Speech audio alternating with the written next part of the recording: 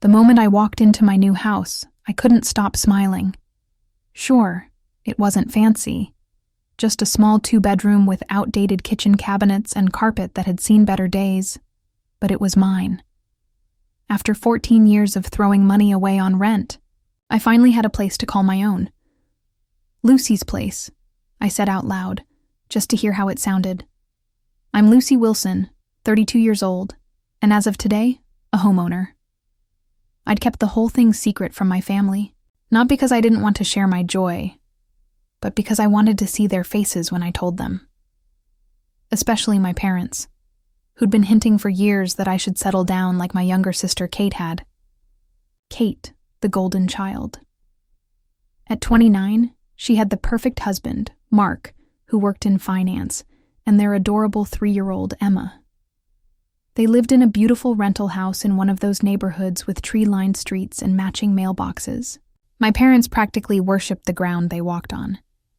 I glanced at my watch. I had promised to be at my parents' house by 6 for our monthly family dinner. This time, though, I had news to share.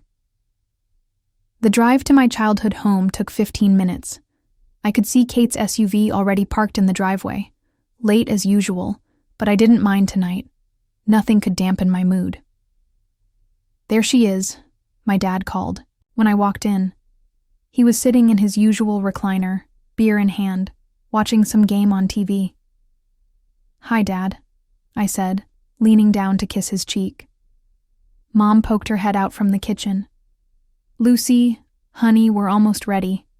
Kate brought her famous pasta salad. I headed to the kitchen, where Kate was arranging something on a serving dish. She looked up briefly. "Oh, hey, Lucy." Her attention immediately returned to her culinary masterpiece. "Need any help?" I offered. "No, I've got it under control," Kate replied, not looking up. "Mom, did you remember to chill the white wine?" "Of course, dear. The one you brought last time was so good. I bought 2 bottles," Mom said, beaming at Kate. I stood there, feeling invisible as usual. We all settled around the dining table. Kate dominated the conversation, going on about Mark's recent promotion at work.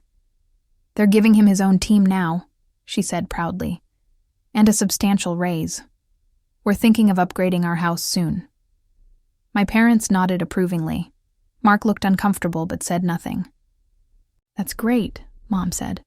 "You deserve a bigger place, especially with Emma growing so fast." I saw my opening and took a deep breath.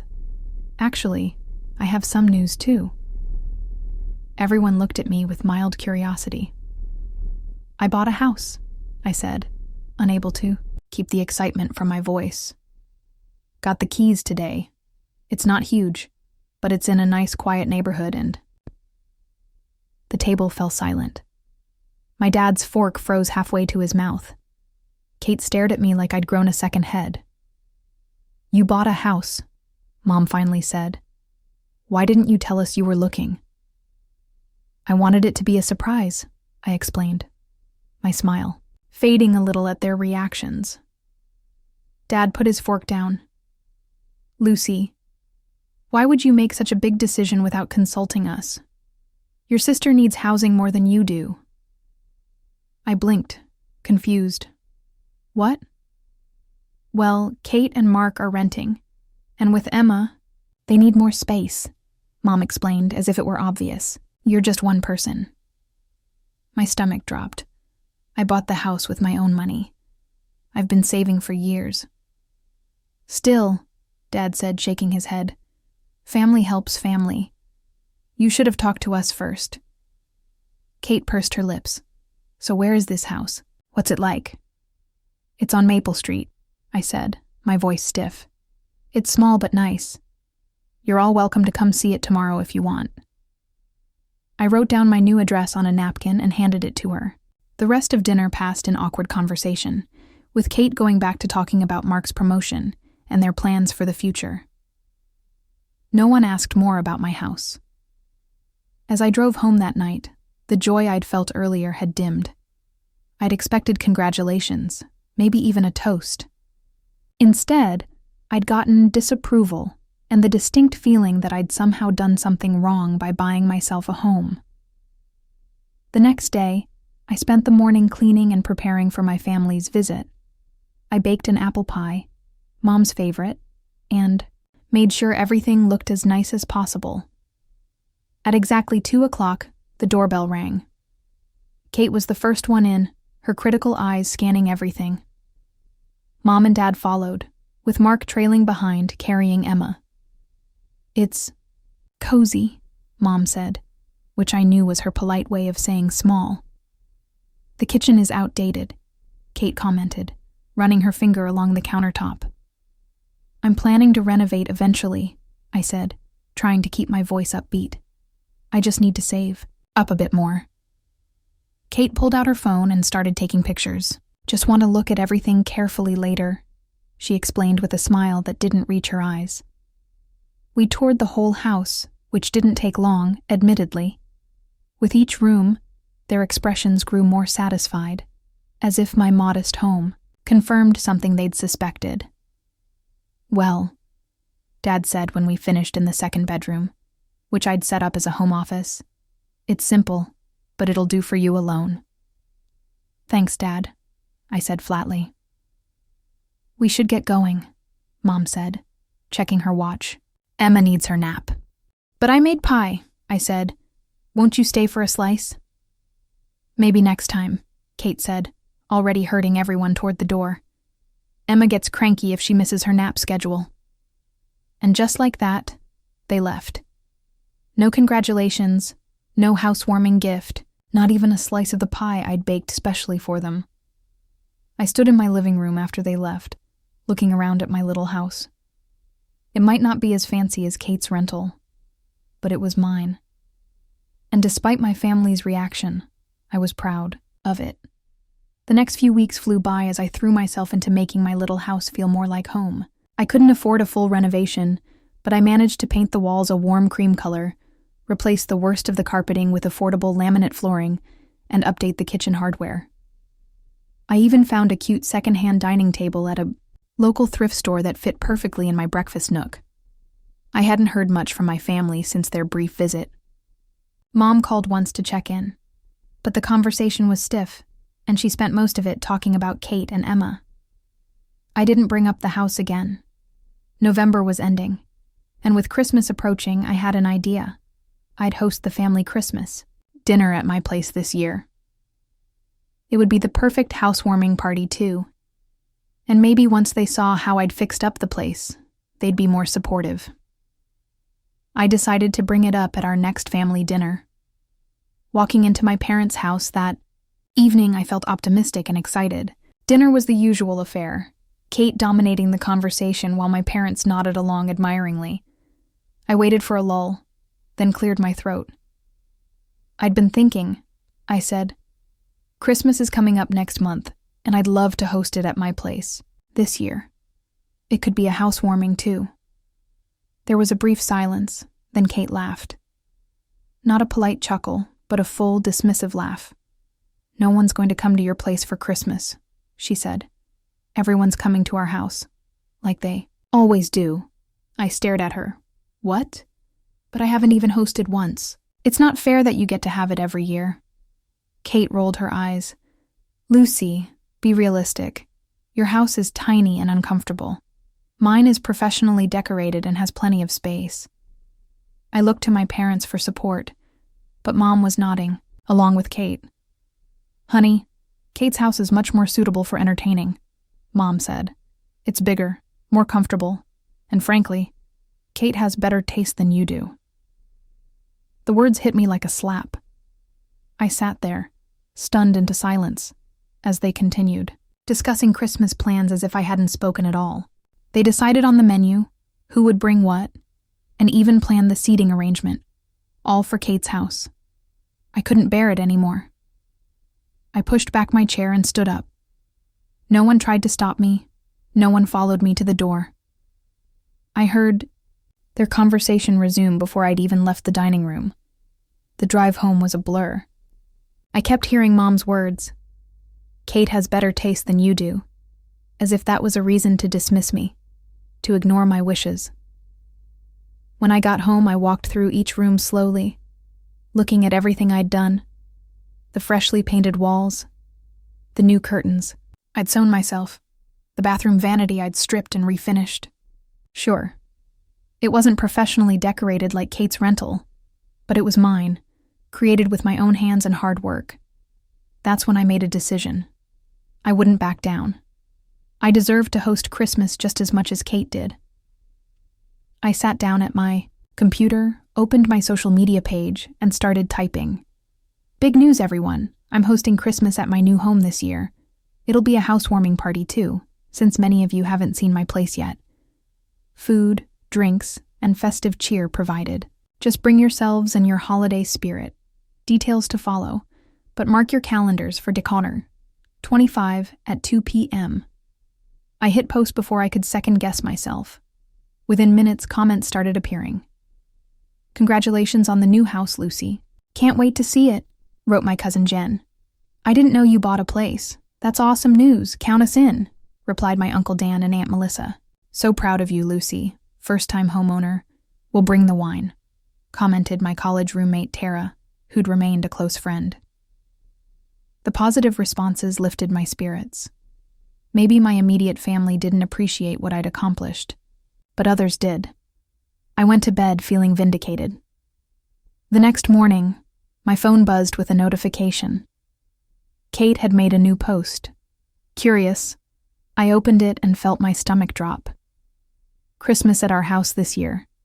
For those trying to decide where to spend the holiday, here's a helpful comparison of the options. Beneath her text were side-by-side photos of her house and mine. Her photos showed her spacious, professionally decorated living room with its vaulted ceiling and marble fireplace. Next to it was the unflattering photo she'd taken of my living room during her visit, before I'd painted or updated anything. Where would you rather spend Christmas? Her caption read.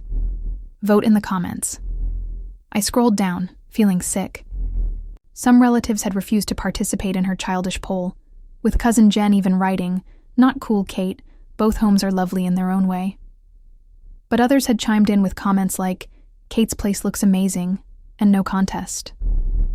The worst was seeing my parents' likes on the post. Mom had even commented, "Kate's house is perfect for hosting. Her taste is impeccable, and we're looking forward to celebrating there." I put my phone down, hands shaking with anger and hurt. This was beyond petty. It was cruel, and my parents were encouraging it.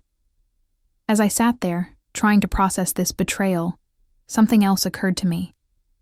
Something I'd been putting off dealing with for too long. I opened my banking app and navigated to the scheduled transfer section. There it was, monthly transfer to Catherine Wilson, $2,200, next payment in 14 days. For 2 years, I'd been paying Kate's rent. It had started when Mark temporarily lost his job, and Kate and my parents had begged me to help. I'd suggested they move to a more affordable place, but Kate had insisted her house was perfect, especially for Emma, so I'd agreed to help, temporarily. But even after Mark found a new job with better pay, I'd kept paying, partly out of habit, and partly because no one had mentioned stopping.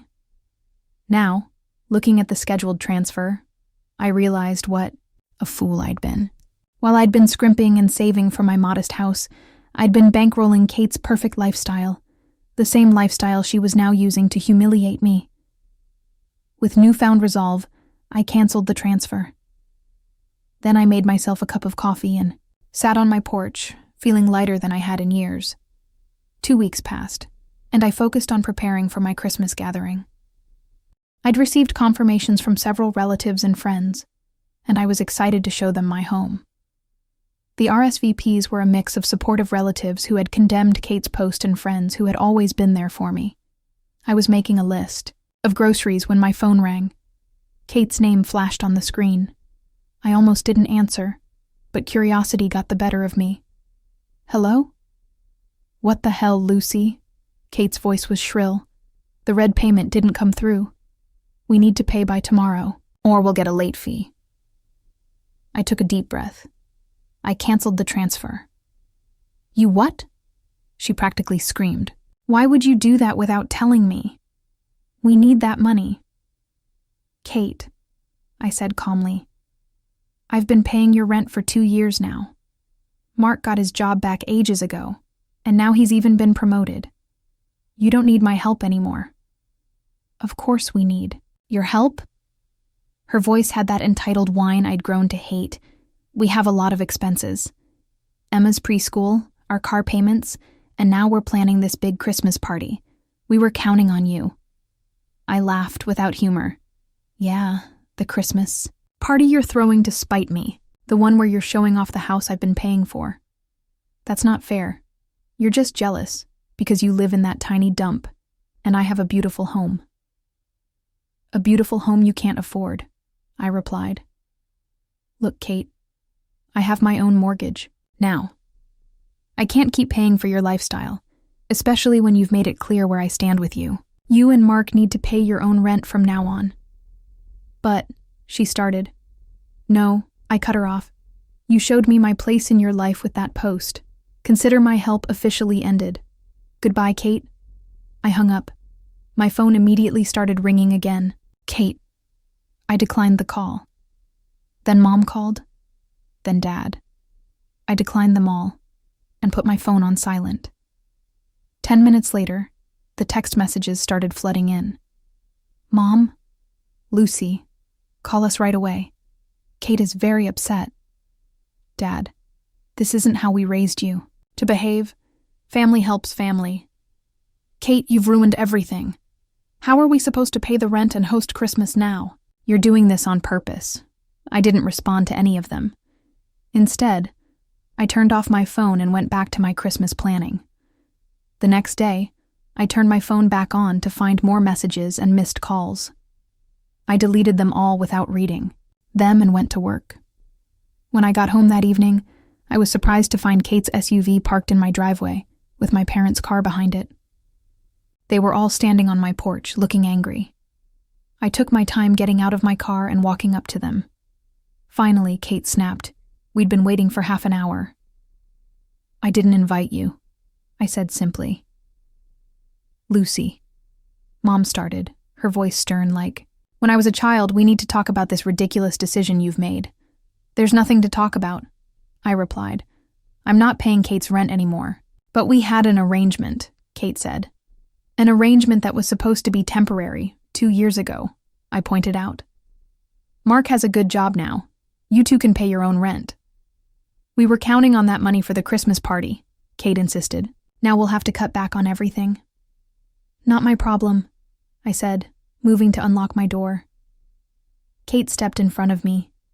You can't just walk away from your responsibilities like this. My responsibilities, I laughed. Since when is it my responsibility to pay for your house? Since you agreed to help us, Dad interjected. You can't just change your mind. Actually, I can, I said firmly, and I have. Now please leave. I don't want to discuss this anymore. Lucy, be reasonable, Mom pleaded. Your sister needs that house. Emma loves it there. Can't you think about someone besides yourself for once? That was rich, coming from them. I have been thinking about others. Specifically, Kate, for years. I've been paying her rent while saving for my own house. Now that I have a mortgage, I simply can't afford to keep subsidizing her lifestyle. That's all there is to it. Their shocked faces would have been comical if the situation weren't so sad. They truly believed they could bully me into continuing to pay Kate's rent, even after the way they'd treated me. I think you should go now, I said, moving around Kate to my door. I have things to do. I went inside and closed the door. Through the window, I could see them standing there looking stunned. Eventually they left, but not before Kate kicked one of my potted plants off the porch in anger. After they were gone, I picked up the plant, repotted it, and placed it back, by my door. It was bruised but would survive, kind of like me. Over the next few days, I continued receiving angry messages and calls. I blocked their numbers. I needed space, and I wasn't going to let them ruin my Christmas plans.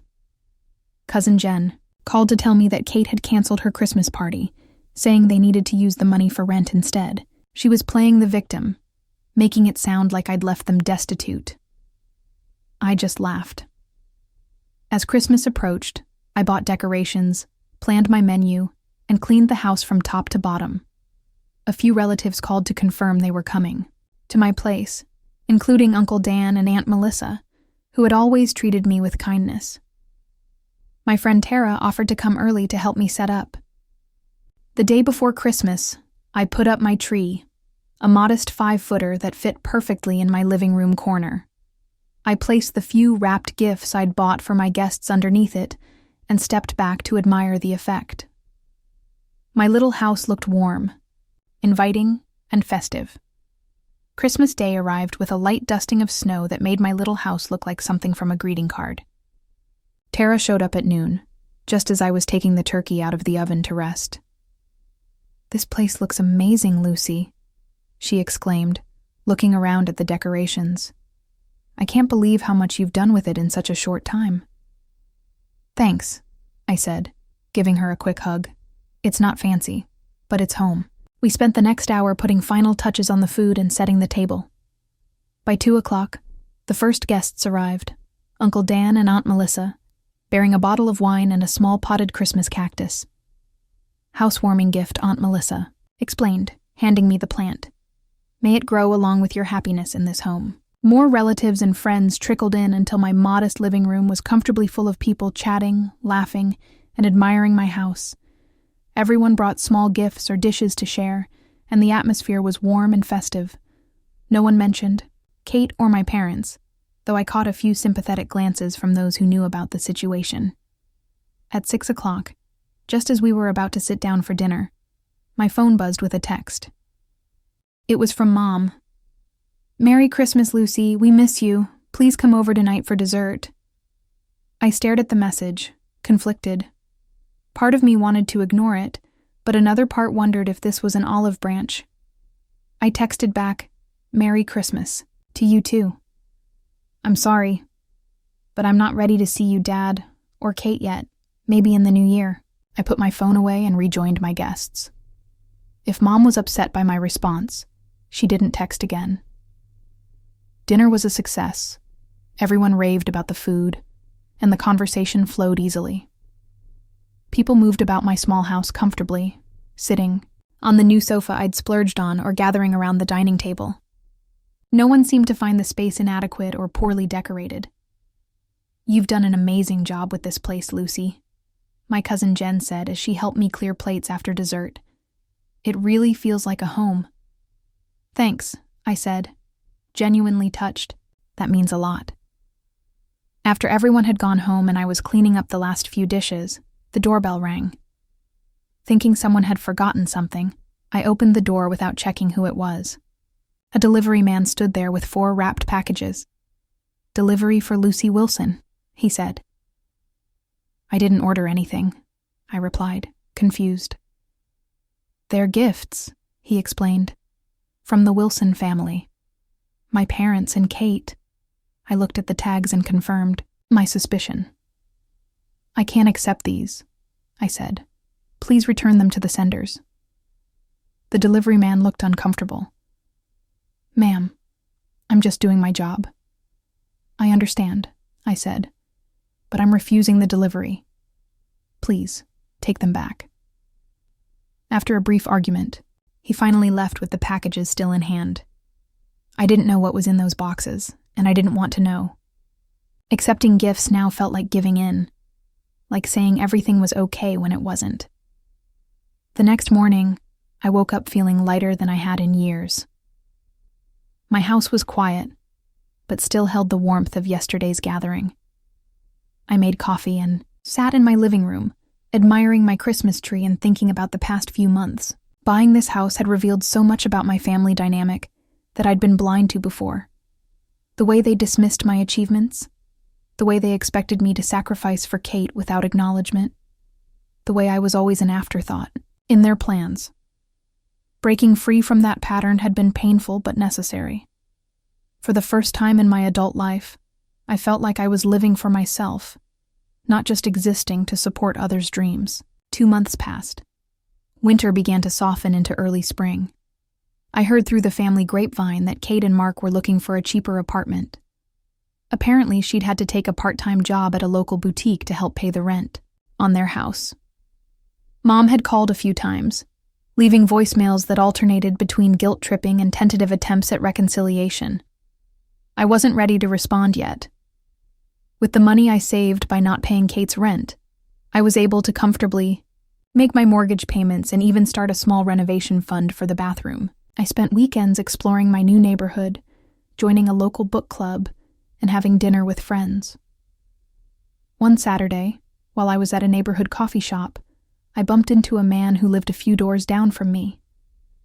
Tom was a high school English teacher with kind eyes and an easy laugh. We ended up talking for hours, and when he asked me to dinner the following weekend, I said yes, without hesitation. Our first date led to a second, then a third. He didn't seem to mind my small house when he came over for dinner. In fact, he complimented the work I'd done on it. He listened when I told him about my family situation, offering support without judgment. As spring turned to summer, I found myself thinking less and less about Kate and my parents. The hurt was still there, but it had faded to a dull ache rather than a sharp pain. I was too busy living my life, working, dating Tom, making my house, more and more into a home, to dwell on the past. Sometimes as I sat on my front porch in the evening, watching the sunset with Tom beside me, I would think about next Christmas. Maybe by then, I'd be ready to reach out to my family again. Maybe not. Either way, I knew I'd be okay. My little house had given me more than just a place to live. It had given me the strength to stand up for myself, to recognize my own worth, and to build a life that was truly mine. No mortgage payment could ever be too high for that kind of freedom.